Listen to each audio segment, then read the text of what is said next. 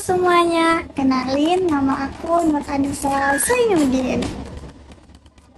Aku dari Universitas Muslim Indonesia, program studi Kesehatan Masyarakat.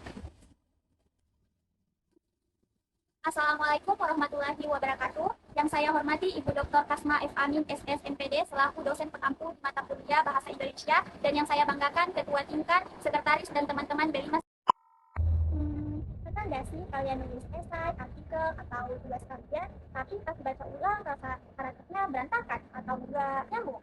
Bahkan mungkin pernah dengar komentar tulisanmu kurang kohesif. Nah, di video kali ini kita akan bahas pengembangan paragraf dan kohesi wacana. Dua kunci penting supaya tulisan kita rapi, enak dibaca, dan ide kita sampai ke pembaca dengan jelas. Yuk kita mulai.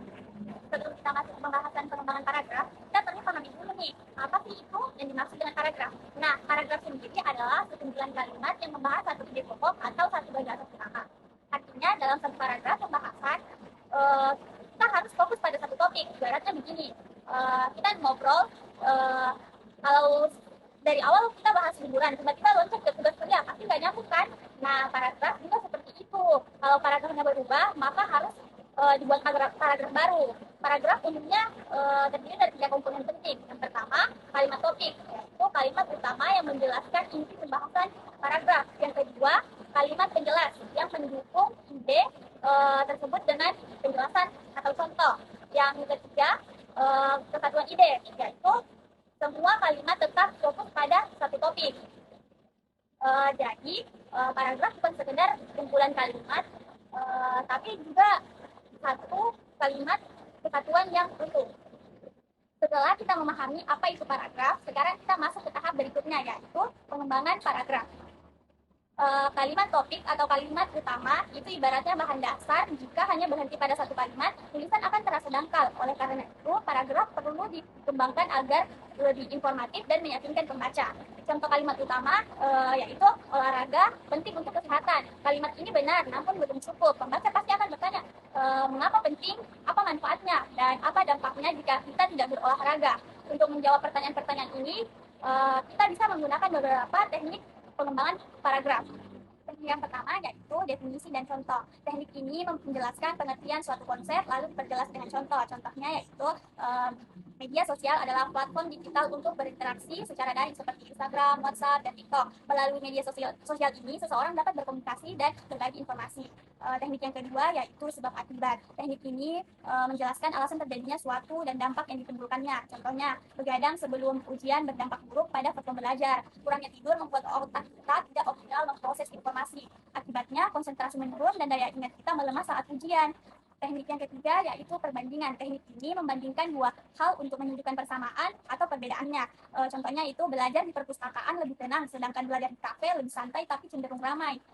Teknik yang keempat atau yang terakhir yaitu proses atau urutan. Teknik ini menjelaskan langkah-langkah atau tahapan secara berurutan. Contohnya kita membuat konten, lalu dimulai dari menentukan topik, membuat pembukaan secara menarik, lalu menutup dengan kesimpulan. Dengan memilih teknik yang tepat, paragraf akan terasa lebih hidup dan terstruktur.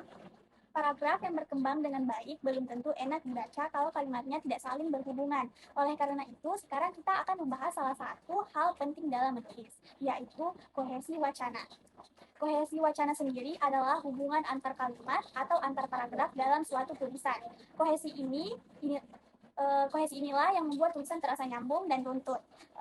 Ibaratnya begini, kalau kita nonton film, tapi adegannya tiba-tiba pindah tanpa penjelasan, pasti bingung kan? Nah, hal yang sama juga terjadi pada tulisan. Kalau kalimatnya tidak saling berhubungan, pembaca akan kesulitan memahami isi tulisannya.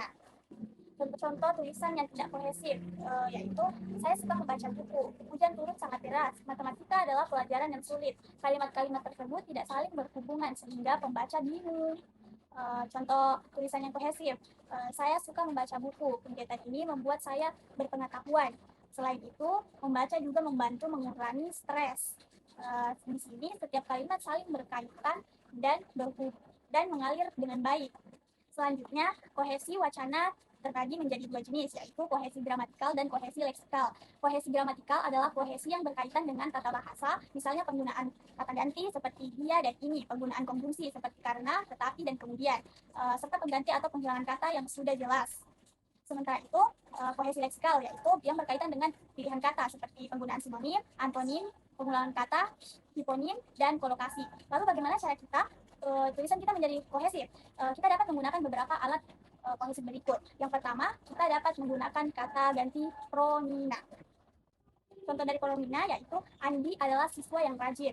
Dia selalu mengerjakan tugas dengan tepat waktu. Kalimat ini digunakan untuk menggantikan agar tidak terjadinya pengulangan. Yang kedua, menggunakan kata hubung atau konjungsi seperti selain itu, oleh karena itu, dan namun. Kata-kata ini membantu memperjelas hubungan antar kalimat. Yang ketiga, menggunakan pengulangan kata atau repetisi. Pengulangan kata atau repetisi digunakan untuk menegakkan topik utama agar pembaca lebih fokus pada pembahasan. Yang keempat, menggunakan sinonim agar tulisan lebih bervariasi seperti kata murid, siswa, dan pelajar. Dan yang terakhir, yang kelima, menggunakan kata transisi untuk memperluas pemindahan ide antar kalimat atau antar paragraf seperti pertama-tama, setelah itu, dan akhirnya. Agar tulisan selanjutnya ini ada beberapa tips gimana cara supaya paragraf kita berkembang dengan baik dan kohesif. Oke guys, kita sudah sampai di akhir video. Jadi, apa itu paragraf dan pentingnya pengembangan paragraf supaya tulisan lebih rapi dan jelas. Kita juga membahas berbagai teknik pengembangan paragraf seperti definisi, contoh, sebab akibat, perbandingan, proses dan klasifikasi. Selain itu, kita belajar tentang kohesi wacana agar tulisan lebih nyambung dan menggunakan kata ganti, konjungsi, repetisi, sinonim, dan transisi. Kalau teknik ini dikuasai, tulisan kalian pasti jadi lebih rapi, profesional, dan enak dibaca. Semoga video ini bermanfaat untuk kita semua. Bye-bye guys.